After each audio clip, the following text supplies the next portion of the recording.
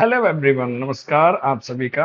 तो जैसा कि आप सभी विद्यार्थी कंटिन्यूअसली अपने इंग्लिश ऑनर्स स्टडी की तैयारी कर रहे हैं और फर्स्ट ईयर का जो आपका एग्जाम होने वाला है, उस एग्जाम के पीछे जो आप सब लगे हुए हैं, बहुत ही आनंद आ रहा है मुझे भी आपके प्यारे प्यारे कमेंट्स देख के, आपकी इस अटेंशन को देख के डियर स्टूडेंट्स। एंड उम्मीद करते हैं कि आगे भी आपका साथ बना रहेगा, इससे आपका भी विकास होगा और सबका साथ सबका विकास वाली बात होगी। ठीक है, हाँ, पॉलिटिकली ना लीजिएगा, यहाँ जो बात है रियलिटी में बात हो रही है, आपका भी होगा, आपके दोस्तों का भी होगा, सब पढ़ेंगे। ठीक है, आइए।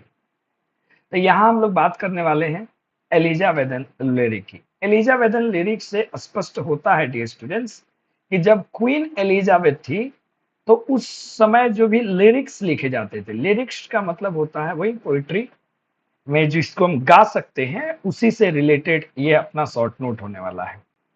तो पहली लाइन है, next to the drama. Drama के आगे अगर चले, the lyric is the chiefly glory of Elizabethan era. यानी कि ड्रामा नेक्स्ट टू मतलब ड्रामा के आगे या ड्रामा के अगर बगल में देखें तो लिरिक्स जो है ना वो चीफली ग्लोरी, यानी कि इसको भी बहुत ही कह सकते हैं प्रसिद्धि, मुख्य रूप से प्रसिद्धि प्राप्त है एलिजाबेथ एरा में, एलिजाबेथ युग में। एरा मतलब होता है युग, age. It is the golden age of the lyric as well as of the drama. ये जो एलिजाबेथन जो एज रहा ना, ये दोनों के लिए, चाहे वो लिरिक्स हो या फिर वो ड्रामा हो, इन दोनों के लिए ये गोल्डन एज माना गया है। There are various factors which transformed England into a nest of singing birds during this age. कितना बेहतरीन लाइन लिखा है कि बहुत ऐसे फैक्टर्स है, कारक है, जिसने इंग्लैंड को परिवर्तित कर दिया। किसमें? एक एक घोंसले में। किस चीज का घोंसला? सिंगिंग बर्ड्स का घोंसला। वाओ! यानी कि जो लिरिकल पोएट्स होते थे उसको मैंने बर्ड्स नाम दिया है, और ये जो नेस्ट है ये इंग्लैंड का लिटरेचर है ड्यूरिंग इस एज में। तो कह सकते हैं कि इस एज में बहुत सारे लिरिकल पोएट्स हुए, उनके पीछे की कहानी क्या है समझते हैं धीरे धीरे। पहला नंबर, ए फैक्टर समझते हैं कि there was the Elizabethan content and zest for life. Zest का मतलब होता है उत्साह, कंटेंट था एलिजाबेथन में और जीवन के प्रति उत्साह था।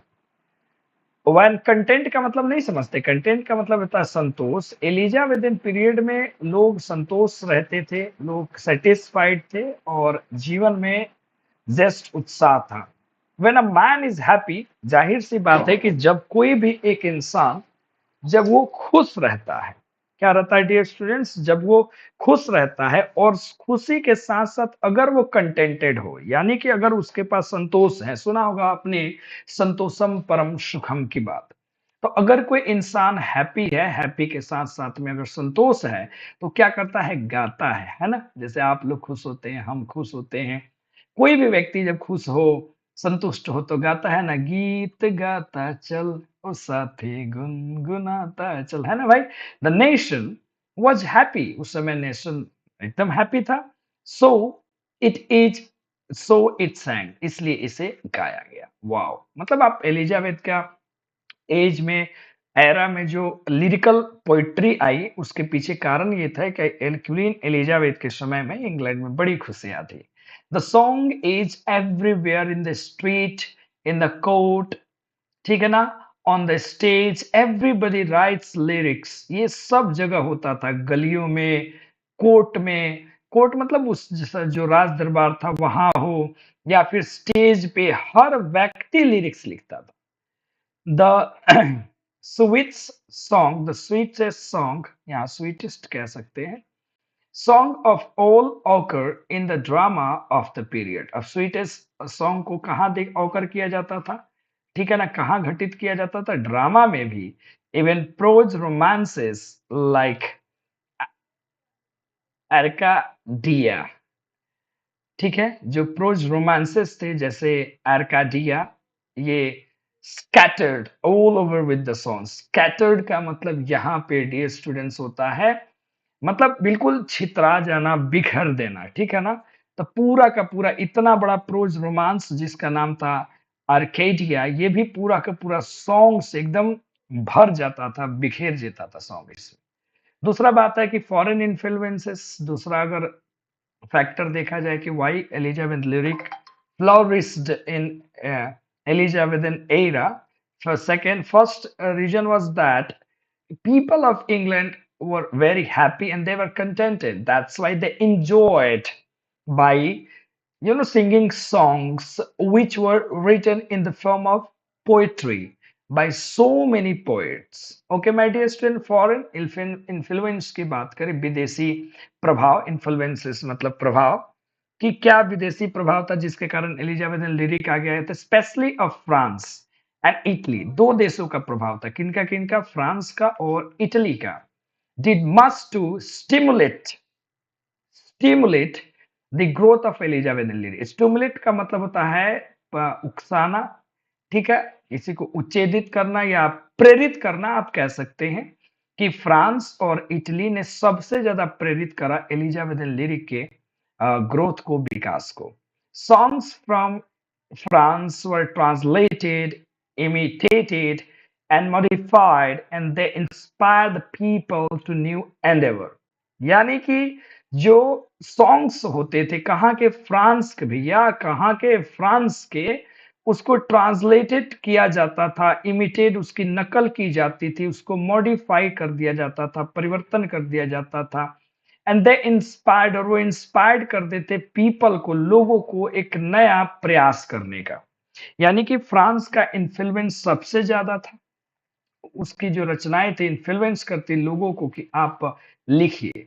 देयर वाज रेनेसान, रेनेसा या रेनेसेंस पढ़ सकते हैं, ये पुनर्जागरण होता है इसका मतलब, ठीक है ना। रेनेसा इसको पढ़ो या रेनेसेंस पढ़ो, इसका मतलब होता है पुनर्जागरण। पुनर्जागरण का मतलब क्या होता है कि पुनः आप जग गए, ऐसा नहीं कि नींद से जग गए भैया, मतलब पुरानी प्रथाओं को छोड़ के आप नई प्रथा की तरफ जा रहे हैं, पुरानी किसी नियम कानून को आप तोड़ के नए जीवन में प्रवेश कर रहे हैं, that means Renaissance. Okay, of music, इसको म्यूजिक का रेनेसेंस माना जाता है। The Elizabethans craft for music, Elizabethan के जो पीरियड्स के पोइट्स थे उन्होंने क्राफ्ट करा, उन्होंने एक तरीके से तरासा म्यूजिक को, ठीक है। The richer sections had their own musicians too, ठीक है, while away their leisure hours, leisure hours मतलब होता है फ्री के समय। अब देखो जो रिचर सेक्शन समाज का था, यानी कि जो धनी लोग थे, उनका अपना खुद का म्यूजिशियंस लोग होता था जो उनको खाली के समय में सुनाया करते थे। काउंटलेस बुक्स ऑफ म्यूजिक, अनगिनत म्यूजिक की किताबें पब्लिश्ड हुई, जैसे कि थॉमस कैंपियंस का जो बुक था, books of airs was the most popular, ये उनका बुक था, बुक्स ऑफ एयर्स। किनका था, थॉमस कैपियंस का ये बुक बहुत ज्यादा पॉपुलर हुआ उस समय, म्यूजिक का बुक था। Okay, they give Elizabethans both the songs and its tone. ये जितने भी ऑथर्स थे उन्होंने एलिजाबेथन्स में जितने भी पोएट्स थे उनको सॉन्ग्स और क्या मिला, टोन मिला। Lyric and music are near allied, lyric और ये जो म्यूजिक होता है लगभग करीब है दोनों के। Love of music lead to the growth of lyric, love of music, music के प्रति जो लोगों का प्रेम था उसने लिरिक को और ज्यादा विकसित किया। और आखिरी अगर कारक हम देखें तो it was an age of poetry and romance, ये जो एलिजाबेथन एज था क्या था, पोइट्री और रोमांस का एज था। New wonders were being discovered, नए नए अद्भुत चीजें ढूंढी जाती थी। Rose lyric is one of them, मतलब रोज नई चीजें लिटरेचर में ढूंढी जाती थी, उसी का एक परिणाम है लिरिक। तो ये कारण आप समझ गए, हैप्पीनेस होना, लोगों का फ्रेंड्स से इन्फ्लुएंस होना, ठीक है, उनका म्यूजिक में ज्यादा इंटरेस्ट होना। ग्रीनी लॉज, ड्राइटन, ठीक है, Campion, Daniel Dyer etc. are some of the foremost lyricists of this age। ये सबसे बेहतरीन लिरिसिस्ट थे उस समय के, ठीक है। Elizabethan songs and lyrics were published in collections or miscellanies The model for which was provided by Thottel's Miscellany 1558 में। यानी कि उस समय जो सॉन्ग्स या लिरिक्स हुआ करते थे वो कलेक्शन में पब्लिश हुआ करते थे, ना कि एक या दो। जैसे कि एक बहुत बड़े लिरिसिस्ट थे जिनका नाम था टॉटल्स, उनका एक बुक कह सकते हैं मिसलेनी 1558 में पब्लिश हुआ, ठीक है ना। ये उस चीज का प्रमाण देता है, मॉडल है। द पैराडाइज ऑफ दांते devices the gorgeous gallery of Gallant inventions and so on. ये सारी के सारी लिरिक्स के नाम है, सारे के सारे आपके कह सकते हैं सॉन्ग्स के नाम है। And an analysis of these lyrics shows that they are particularly on every subject between heaven and earth। कहने का मतलब है कि स्वर्ग से लेकर के और इस पृथ्वी लोक के बीच में लगभग जितने भी प्रकार के सब्जेक्ट होते हैं उन सभी पर खास तौर से इसको लिखा जाता था। एक एनालिसिस ये बताता है। लेकिन मोस्ट पॉपुलर सब्जेक्ट्स क्या थे? Love, religion, nature. मतलब सबके ऊपर लिखा जाता था, लेकिन इसमें सबसे ज्यादा पॉपुलर जो विषय होता था लव, रिलीजन और नेचर पे। The lyrics are in every mood, sometimes even mocking and melancholy। Mocking मतलब होता है मजाक उड़ाना, और इसका मतलब होता है दुख, दैन्यता। हर मूड में होता था, हर मूड के लिए, जैसे मजाक उड़ाना, हंसी मजाक करना हो, दुख हो। जैसे आज होता है ना, मान लीजिए कोई जो है ना वो लव सॉन्ग देख सुनता है, तो किसी को सैड सॉन्ग भी सुनाई देता है, किसी को इवन कॉमेडी वाले भी सॉन्ग्स आते हैं। But the prevalent moods is gay and merry. Gay and merry phrase है जिसका मतलब होता है हैप्पी, यानी कि जो सबसे प्रमुख कह सकते हैं जो मूड था वो था प्रिविलेंट मूड, जो था वो क्या था? हंसी, जो खुशी, यानी कि जब ज्यादा लोग खुश होते थे इसको सुना करते थे। Okay. Elizabethan lyric has some well defined characteristics. अब एलिजाबेथन लिरिक्स के कुछ कुछ बेहतरीन, वेल डिफाइंड, बेहतरीन परिभाषित किए गए कैरेक्टरिस्टिक्स हैं, ठीक है। कैरेक्टरिस्टिक्स है, उसके बारे में क्या बातें हैं समझते हैं। In the best of them, there is a fine blending of genius of the people and the artistic sense awakened by humanism। इसके सबसे पहला करेक्टरिस्टिक ये था कि इस समय ब्लेंडिंग, ब्लेंडिंग शब्द का अर्थ होता है मिश्रण करना। क्या करना? मिश्रण करना, है ना। तो इसका अर्थ होता है मिश्रण करना। किस चीज का मिश्रण किया जाता था भैया मेरे? तो देख लो, there is a blending of genius, यानी कि विद्वता का, लोग का जो जीनियस विद्वता का इसमें मिश्रण होता था। आर्टिस्टिक सेंस होता था, कलात्मक सेंस होता था, जो ह्यूमन के द्वारा अवेकन किया गया था, जागृत किया गया था। मतलब कह सकते हैं कि लिरिक्स लिखना अनाड़ियों का खेल नहीं था, ये बड़े बड़े विद्वान लोग लिखा करते थे। while the best lyrics have a perfection which is never recaptured। यानी कि बेस्ट लिरिक का एक परफेक्शन होता था, परफेक्शन ये होता था कि इसको पुनः रिकैप्चर नहीं किया जाता, पुनः इसको बनाया नहीं जाता था। मतलब आज जो होता है ना कि ये हिंदी सॉन्ग है इसको डब कर दिया, ये साउथ का फिल्म है इसको, वो नहीं होता था। इन लेसर, इन लेसर मतलब थोड़ा भी नहीं, थोड़ा बहुत तो हो जाता था लेकिन नहीं होता था। Hence, the art degenerates into mere artifice and पेंडेंट्री। पेंडेंट्री शब्द का अर्थ होता है विद्या का प्रदर्शन करना, यानी कि इसके द्वारा लोग अपने कला और की विद्या को प्रदर्शित करते थे।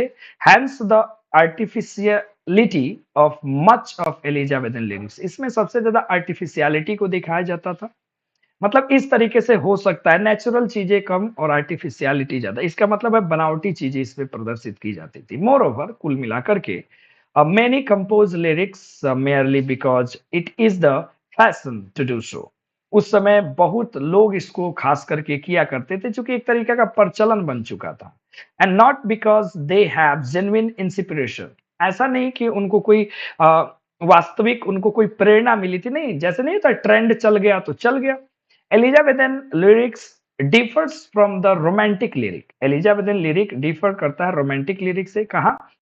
in as much as it is not the outpouring of the poet's soul। मतलब कहने का मतलब है ये उतना सीरियस नहीं था कि कवि के हृदय को घोल दे, यानी कि हृदय से उतनी बात नहीं लिखी जाती थी, इसमें लैक्स होता था, कमी होती थी इंटेंसिटी का एंड पैशन का, जुनून का, और जो इरादा होता था उसकी कमी देखी गई। It is impersonal in character rather than subjective, यानी कि इसका जो मेन गुण था उतना ज्यादा पर्सनल नहीं था, व्यक्तिगत नहीं होता था, ऐसे ही बस लोगों को आनंद आता था, जैसे कैसे आनंद में कोई कोई गीत गाने लगता है, कोई गीत गाने लगता है, उसी प्रकार का ये था, रैंडम चीजें होती थी। The Elizabeth lyric is very musical. Musical था, एलिट्रेशंस का यूज किया जाता था, and other verbal devices are frequently used to make the lyric musical. Alliteration एक तरीके का फिगर ऑफ स्पीच होता है, जिसका मतलब होता है, ठीक है ना, किसी चीज को रिपीट करना ज्यादा से ज्यादा, ठीक है। आगे खैर फिगर ऑफ स्पीच में मैं समझा दूंगा। द लिरिक लैक्स ओरिजिनलिटी, इसमें ओरिजिनलिटी कम होती थी। Poets are afraid of breaking new ground, poet को डर लगता था कि नई चीजों को क्या करे, तोड़ के मांगे ना पड़े। They seek responsibility for their efforts, और वो अपने प्रयत्नों के लिए रिस्पॉन्सिबिलिटी को मतलब रिस्पॉन्सिबल होने होते थे, जिसके कारण वो डर करके उतना बेहतरीन तरीके से नहीं लिख पाते थे। Really lyric was one of the best part of Elizabethan age. The contribution of the lyrics are remarkable, यानी कि लिरिक जो था ओवरऑल, थोड़ी बहुत बुराई तो सब में होती है, लेकिन इसको कह सकते हैं कि बेहतरीन था एलिजाबेथन एज का, और कंट्रीब्यूशन जितने भी लिरिसिस्ट थे उनका रिमार्केबल रहा। और छोटे-छोटे से यहाँ पे वर्ड्स हैं जो आपको कन्फ्यूज करेंगे, तो मैंने अंत में लिख दिया है।